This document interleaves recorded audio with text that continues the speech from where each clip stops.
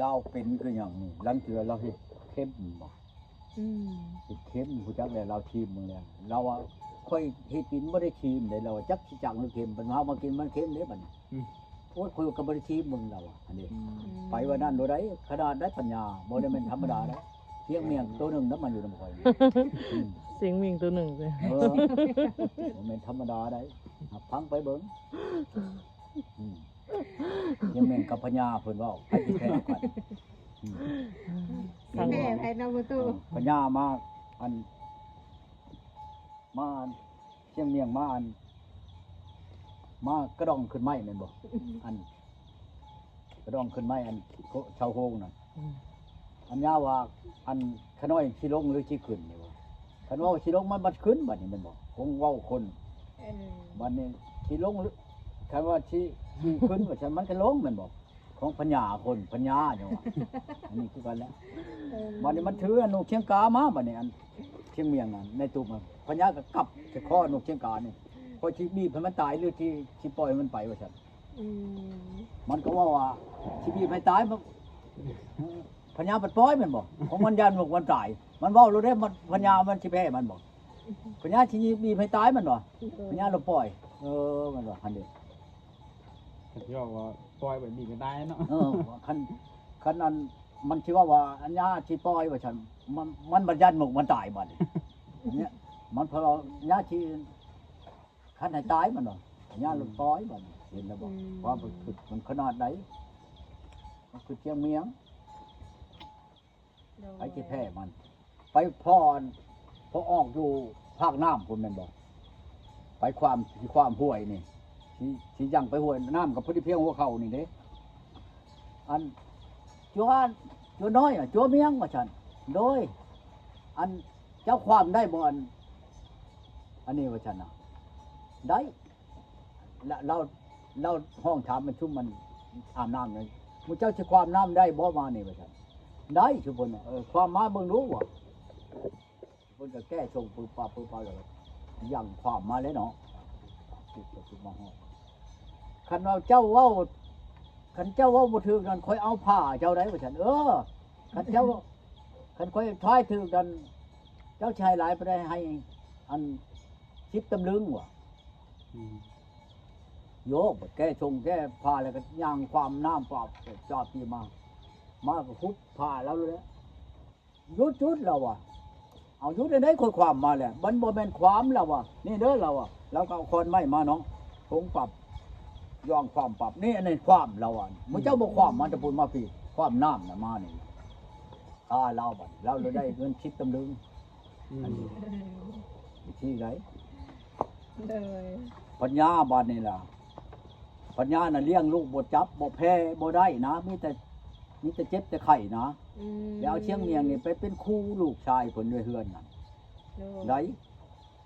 จะเป็นครูอันเชียงเมียงน่ะอันนั้นเชียงเมียงน่ะไปเป็นครูไปแล้วมันแพ้ลูกเพิ่นนั่นแพ้มันปัญญามันเก่งเด้แต่ที่บวชนี่แหละไปฉักอนิจจาอันคนตายน่ะแล้วได้อ้อยลำหนึ่งมาแล้วก็จวนเมียงแล้วเอามาเลยกับมาปะนี่นอนบัดเรานอนรถยกคู่นะไปกินบดชาอ้อยเรานี่ป้าเมียแต่คออ้อยบัดนี้ปัญญาเวลาชูดกันคนตายมาโดนแล่นเขาป้องอ้อยเบิดคออ้อยป้าเมียคือมาเช่ามาอันนั้นเราตื่นมาเลยมันเรากินยำกินอันนั้นน่ะยำกินคออ้อยกินแล้วหลุดปัญญาเรียนไหลมาจักชีวะประจังผู้จักเบิดคือได้ก็ได้เบิดชูชิงเนาะทุกอย่างนะมันอยู่ในคออ้อยทำได้แหละเก่งได้เก่งเนาะเก่งได้แต่กี้กับปัญญากับบ่มีปานใดหรอกมากินคออ้อยนั่นแหละยาคู่กินบ่กินนั่นแหละปัญญาหลุดออกมาจะหั่นแต่คออ้อยโอ้ยว้าวไปชังโดยเรียนไหลเบิดคือจะได้ก็บ่ได้ของได้ค่าอย่างนั้นเราแต่มาขึ้นเบิ่งคือกูมือนี่เชียงเมียงว่าถูก อยู่น้ำมันพญาไปอยู่น้ำมันพญาบัดพญาเลี้ยงลูกกันบ่จับหันแหล้วบ่คิดมันบ่คือพญาคู่มือนี่มีให้มีหน้าเนาะ โดย เนี่ยอันเฮ้ยตัวไทยนาชาเต็งเนื้อเต็งมึงเอาของกินว่าฉันเมื่อและเมื่อบานแต่ว่าลูกพญาไทยนาชามันความขี้ข้านมันน่ะให้อันลูกพญาเนี่ยไทยนาบัดนี้มันได้ของกินได้ชิ้นได้แล้วดีมาแล้วแม่นบ่มาแล้วอีพ่อนำบ่ให้เจ้ากินเด้อนี่ให้เจ้าคลำอันของกินนั่นคือชิ้นคือหยังหนาให้เจ้ากินลูกไม้นี่พอช่างมาจะพูดไปถามไหนถามเพิ่นตีได้ว่าฉันของมันยันมันหมอนั่นถามพ่อนะบ่ให้กินนั่นน่ะจะคลำด้วยใดน่ะ โดย จะไปถามเพิ่นได้เด้อเพิ่นตีหัวโตได้ว่าฉันมันก็กินแล้ว อันของกินน่ะเป็นชิ้นเป็นป่าน่ะ เยอะ ลูก แนว พญา เสีย น่ะ บ กินหน่อไม้แล้วบัดนี้ อืม จักจำได้พญามันก็น่าลีได้เชียงเมียง ก็ต้องสิเมีย จัด กันหน่อย บัดนี้คือบ้านเฮาคือกูมือนี่แม่นบ่ โดย มีหัวหน้าจุหน้าหน่วยแม่นบ่อยู่ในบ้านนี่แหละอันเชียงเมียงเอ้ยว่าฉันมื้ออื่นนี่นั่นไปการเด้อว่าฉันไปการเด้อว่าการ15มื้อผู้ใดว่าการตะกี้ไปถอกเฮ็ดทานให้หยังคือกันแล้ว15มื้อเช้ามื้อแม่นบ่ โด ถือย ข้าวถือน้ำไปกินข้างในได้การตะกี้ อืม มันมันว่ามันก็หมู่ไปกระทั่งทางไว้จนหมู่เฮ็ดจนเพนไปแล้ว มันไปบัดนี้ไปชะบัดจานมาแท้เชียงเมียงว่าจะเอ้าว่ามื้อนี้ว่าจังก็น้อยก็บ่ทันในความมื้อเด้มันว่า มาคือกันนี่หักค่ำบ่มันจะไปน่ะ อืม ก็น้อยบ่ได้ความมื้อเด้อว่าจะงงว่าอันหัวหน้าหน่วยว่าให้มามื้อนี้ก็มาเลยเด้มันว่าแล้วบ่แพ้มันบัดนี้ของว่าบ่คอดบัดนี้มื้ออื่นให้มึงมาก่อนไก่เด้อว่าฉันมึงชุมานแบบนี้นั่นให้ไปก่อนไก่พุ่นว่ามือใหม่มันก็ช้ำเก้าไว้แล้วมันอยู่ไปมันก็ผูกไก่แล้วมันก็แก่ไก่ตรุดไปลำหลังมันแหล้วพี่ช้างมันยังอยู่คือเก่าเทียมกันเอาให้มาก่อนไก่ได้ไก่มาลำหลังข่อยมันว่าแล้ว ยังไงไปสิเมียกัน เห็นได้ก็บ่แพ้มันบัดนี้มื้อนั้นมาบัดนี้บอกเมียไปหาไปตองกล้วยดีๆมาให้เด้อว่าจับชามหางมันว่าเมียว่าไปสิมุกไก่ว่าจังเมียก็ไปเอาไปตองกล้วยชามหางมาแล้วลุกขนไก่นี่ลุกหล่อนคือเฮาสิเผาสิกินนี่แหละแล้วเอาไปตองอันมามุกบัดนี้มุกกันไก่นั่นเพราะมันปัญญามันเก่งน่ะมุกเอาไก่นั่นไปแล้วบัดนี้ไปฮอดแล้วก็ฮอดยามกินข้าวแล้วก็หยิบไปมาเพิ่นห้องโตมาเพิ่นโตมาแล้วมามันก็เอามุกไก่มันมาแล้วบัดนี้มันไข่ออกแล้วไก่ยังบ่ทันตายเนาะมุกไก่เป็นโตบัดนี้ไก่ก็แล่นโยกไปแล้วบัดนี้เอาแล้วมันว่าบาดนี่เฮาสิได้ดีบัดนี้เป็นเคาะเป็นเข็นเลยอยู่ทางเฮือนเฮาพุ่นเฮาสิได้เมื่อแหละหมู่เอ้ยว่าฉันบัดนี้มาแล้วครับของวันนั้นอันเหตุการณ์นั้น7 มื้อเด้7 มื้อจะได้เลิกนะแต่การน่ะ โดย มาแล้วมันก็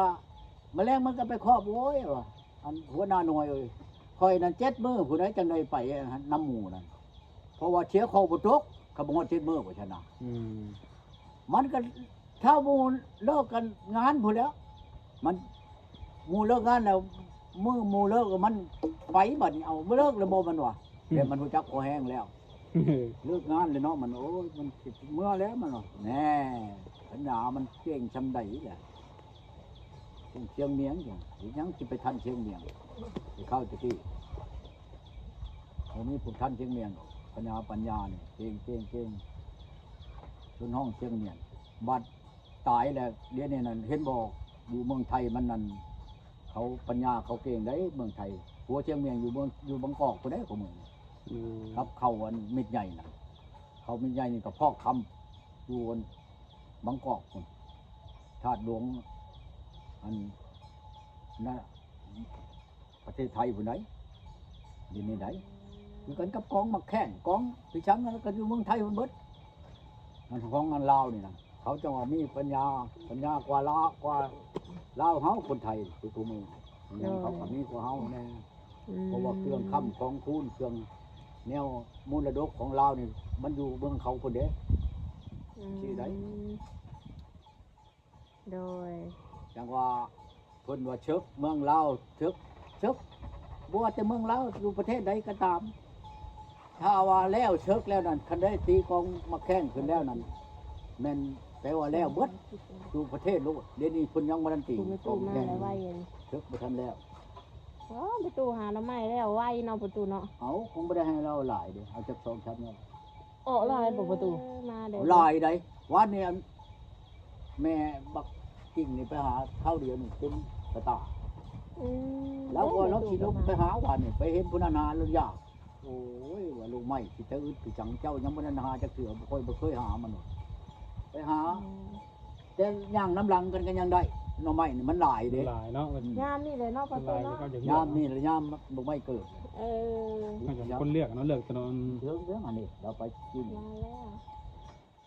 ว ไม่ให้เราเอาหลายหาเอานอน